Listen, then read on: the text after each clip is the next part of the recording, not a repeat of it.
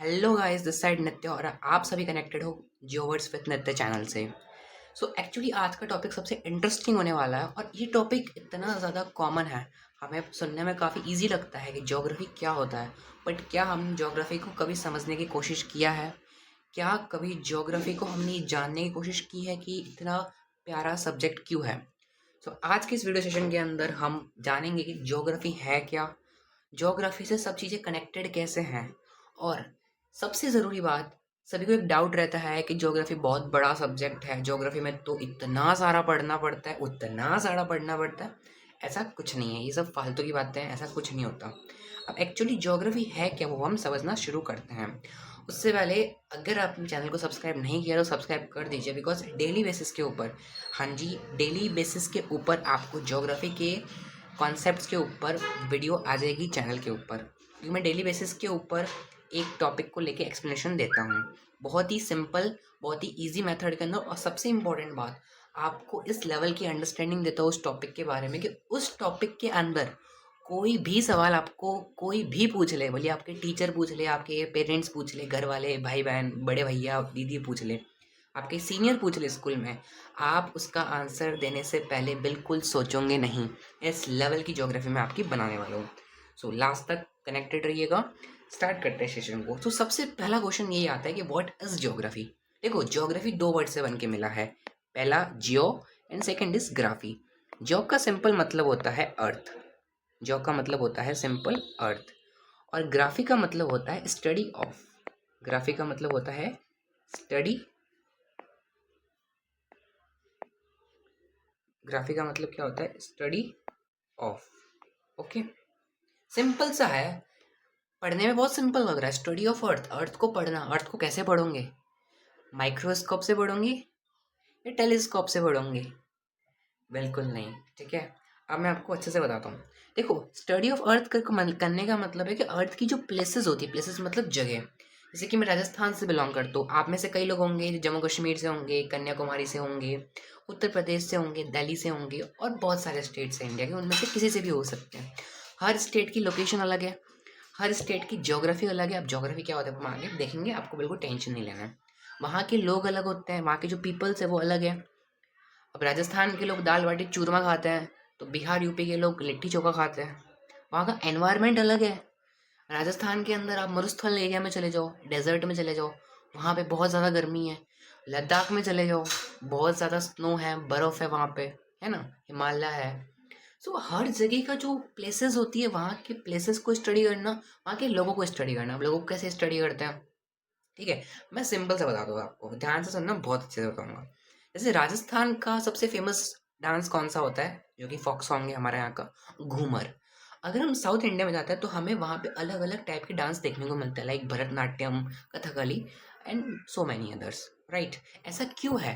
क्यों यहाँ के कल्चर वहाँ का कल्चर डिफरेंट है? क्यों यहाँ का एनवायरनमेंट वहाँ का एनवायरनमेंट डिफरेंट है? It is all up to geography. एक बात बहुत इंपॉर्टेंट है, 7 करोड़ की बात है ये, ठीक है। ज्योग्राफी डिसाइड करती है इकोनॉमी को।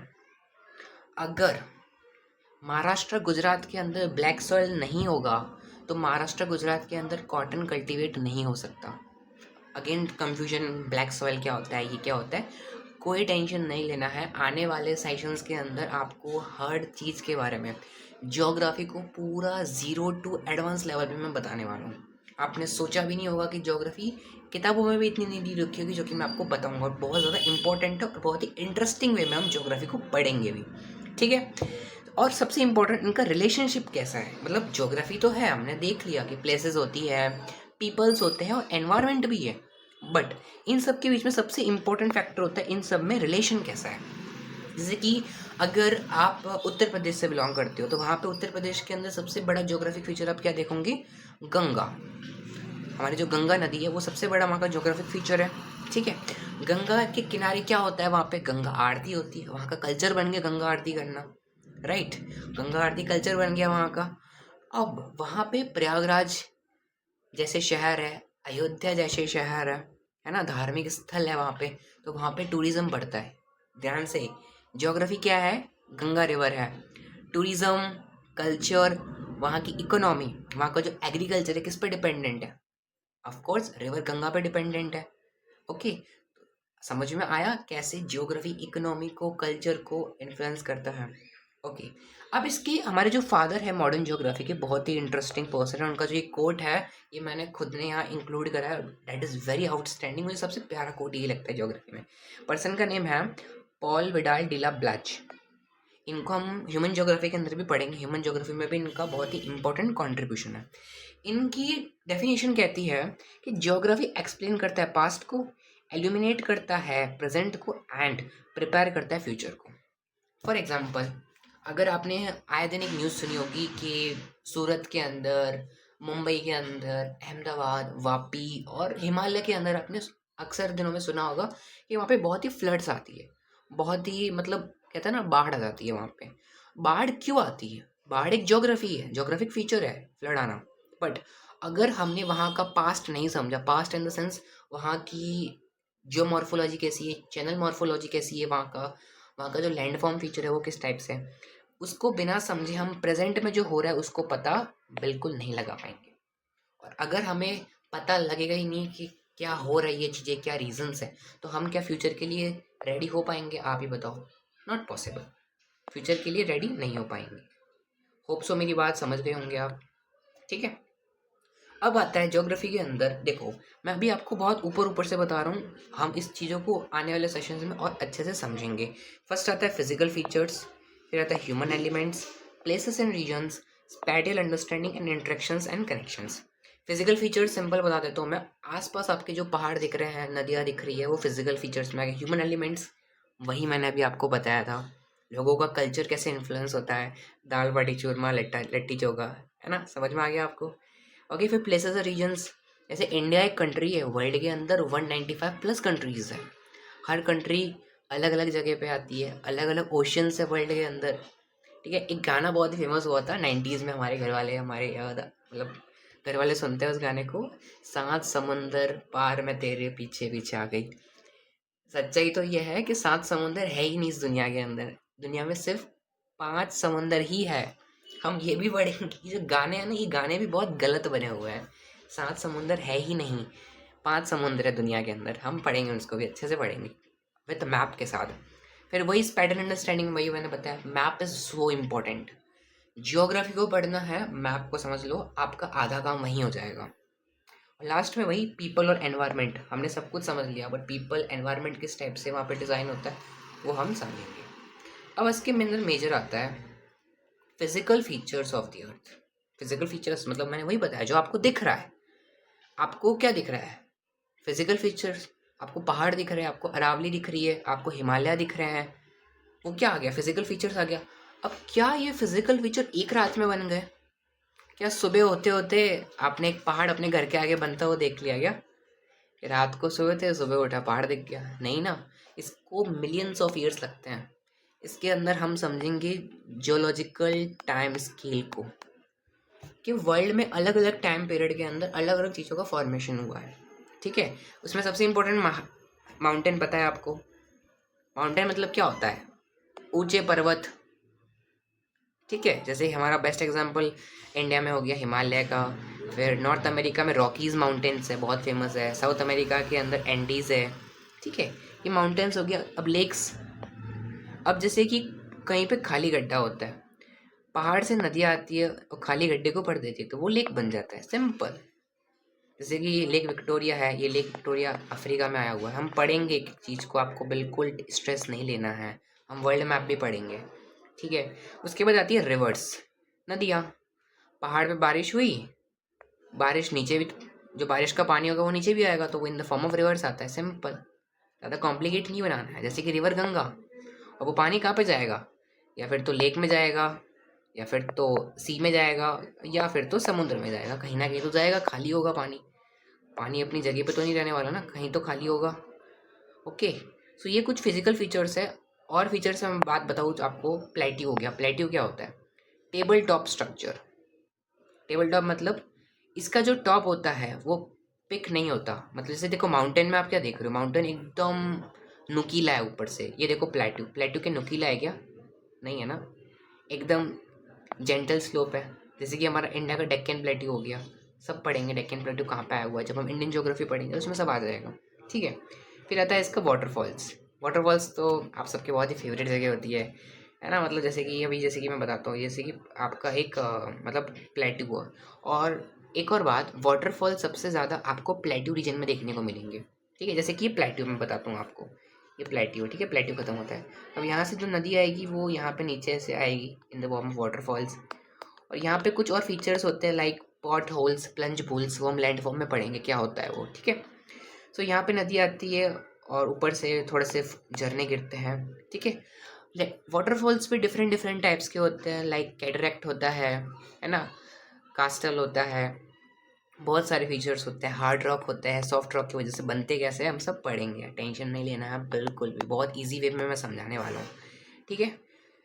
बाकी वाटरफॉल्स के अलावा सबसे important plains, that is very important, जैसे इंडो गैंगेटिक प्लेन, इंडिया के अंदर गंगा प्लेन्स है, उत्तर प्रदेश, बिहार, वेस्ट बंगाल के अंदर, वो एग्रीकल्चर के लिए काफ़ी इंपॉर्टेंट है। ओशन सीज आपको पता है, ठीक है। लेक्स पता है, डेजर्ट पता है, मरुस्थल डेजर्ट जहाँ पे मिट्टी मिट्टी होती है, वहाँ का वेजिटेशन ऑलमोस्ट नेग्लिजिबल होता है। Negligible in the sense zero नहीं है, बहुत ज़्यादा कम होता है। लाइक वहाँ पे हमें कुछ टाइप के प्लांट्स देखने को मिलते हैं, लाइक कैक्टस हो गया, है ना, यूफाइटिस हो गया, तो इस टाइप की ही हमें वहाँ पे प्लांट देखने को मिलता है, ओके। एंड इसके बाद सबसे इम्पोर्टेंट फीचर जो कि मतलब रिवर के ओल्ड स्टेज में ये फीचर बनता है, जो कि हम इसको लैंडफॉर्म फीचर भी कहते हैं, जो कि होता है डेल्टा का। अब जैसे कि मैं आपको बताता हूँ, जैसे ये नदी आई, यहाँ से नदी ये आती है, नदी आती है जो अपने सेडिमेंट्स होते हैं, उसके जो कंकड़ मिट्टी वगैरह जो होता है वो अपने ओशन के अंदर ऐसे डिपॉजिट कर देते हैं, तो ये जो डिपोजिशन लैंडफॉर्म बनता है इसको हम कहते हैं अपने डेल्टास। क्या कहते हैं हम इसको? डेल्टास कहते हैं। जैसे इंडिया में अपना सुंदरबन डेल्टा है गंगा रिवर के ऊपर, जैसे इजिप्ट के अंदर नाइल रिवर पे डेल्टा बना हुआ है। नाइल वर्ल्ड की लॉन्गेस्ट रिवर है, याद रखना आप, ठीक है। बाकी पेनिनसुला है, आइसलैंड हमने पता है, अंडमान निकोबार हो गया, है ना। उसमें भी सबसे फेवरेट आपकी जगह dream place Kashmir valley, valley भी एक एग्जांपल है। लाइक ये दो पहाड़ है, दो पहाड़ के बीच में जो ये स्पेस होता है उसको हम वैली कहते हैं। बाकी हम पढ़ेंगे अच्छे से वैली कैसे बनती है ना।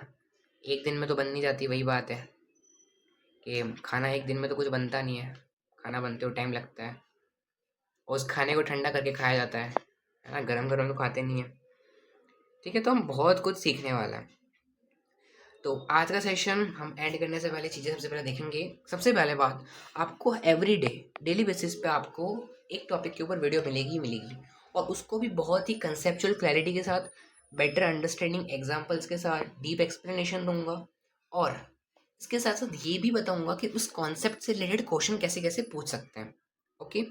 हम यहाँ पे ना केवल ज्योग्राफी में 12th क्लास की पढ़ाने वाला हूँ, बल्कि आपको यूपीएससी लेवल, एसएससी लेवल और अदर गवर्नमेंट एग्ज़ाम होते हैं, उसमें भी जिस टाइप के क्वेश्चंस आते हैं वो सब यहाँ से हिट हो जाएंगे, इसकी बात की मैं अश्योरिटी ले सकता हूँ, ठीक है।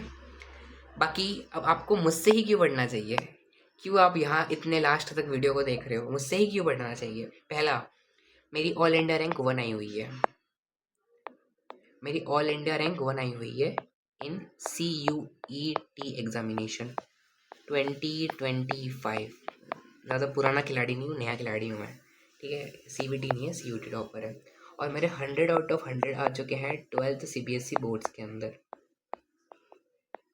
मतलब समझ रहे हो, 100 में से 100 CBSE बोर्ड में, फिर रैंक 1, मतलब 100% रही है मेरी ज्योग्राफी में पिछले 3-4 साल से, ओके। और आने वाले टॉपिक्स के अंदर हम ये भी पढ़ेंगे कि फिजिकल ज्योग्राफी क्या होता है, ह्यूमन ज्योग्राफी क्या होता है, इंडियन ज्योग्राफी क्या होता है, वर्ल्ड ज्योग्राफी, एनवायरनमेंट भी पढ़ेंगे, मैप्स एंड डायग्राम भी पढ़ेंगे कि डायग्राम कैसे बनाते हैं अपने आंसर राइटिंग के अंदर, और लोग, उनकी प्लेसेस, उनका कल्चर क्या है, ठीक है। सबसे पहले अभी आपको क्या करना है, चैनल को सब्सक्राइब कर देना है। सब्सक्राइब के साथ साथ सबसे ज़्यादा इंपॉर्टेंट चीज़ है, आपको नोटिफिकेशन अपना ऑन रखना है, क्योंकि डेली बेसिस पे वीडियो आएगी, और वीडियो आएगी तो आपके पास नोटिफिकेशन चला जाएगा, तो इससे आप कॉन्सेप्ट्स देख के क्लियर कर सकते हो। और इस पर कमेंट्स भी करना है कि आपको और कौन कौन से टॉपिक्स के ऊपर सेशंस चाहिए, तो उस पर मैं वीडियो बना दूंगा। बाकी अपने फ्रेंड्स फैमिलीज के साथ शेयर कीजिएगा चीज़ों को, तो उनसे भी चीज़ों को ईजिली समझ में आ सके, और वो भी अच्छे से अपने आप को प्रिपेयर कर सके फ्री ऑफ कॉस्ट यूट्यूब के ऊपर, okay. So this is from all from my side regarding this towards with Nitya. Channel को सब्सक्राइब कर दीजिए। ऑल द वेरी बेस्ट, मिलते हैं कल एक न्यू वीडियो के अंदर।